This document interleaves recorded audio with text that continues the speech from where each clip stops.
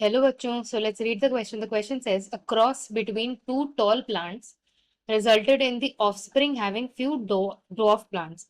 What would be the genotypes of both the parents?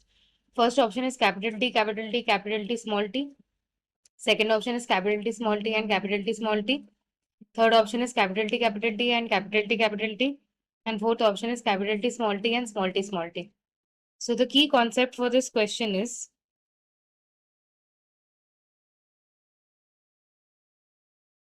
monohybrid cross.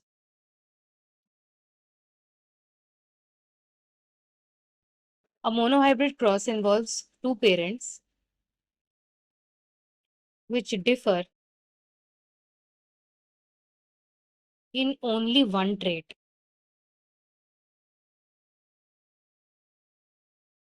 So यहाँ पे हमें बोला है कि a cross is made between two tall plants. So मान लेते हैं कि tall को हम represent कर रहे हैं by the allele capital T and short को we are representing by small t. So two tall plants, if this is tall is a dominant character, that means dominant character जो होते हैं वो खुद को होमोजाइगस कंडीशन में तो express करते ही हैं बट हेट्रोजाइगस कंडीशन में भी एक्सप्रेस करते हैं. That means capital T and capital T small T both will be tall and short जो होगा वो सिर्फ स्मॉल टी होगा which is only homozygous condition में एक्सप्रेस करता है. सो द क्वेश्चन सेज कि two tall plants resulted in the offspring having few dwarf plants. मतलब दो टॉल प्लांट्स का क्रॉस करने के बाद कुछ डॉर्फ प्लांट्स भी बने, मतलब कुछ डॉर्फ या फिर शॉर्ट प्लांट्स भी बने. दैट मीन्स कुछ होमोजाइगस कंडीशन भी बने स्मॉल टी के. स्मॉल टी अगर होमोजाइगस कंडीशन में किसी ऑफस्प्रिंग में आया, दैट मीन्स स्मॉल टी और स्मॉल टी दोनों पेरेंट में होना चाहिए.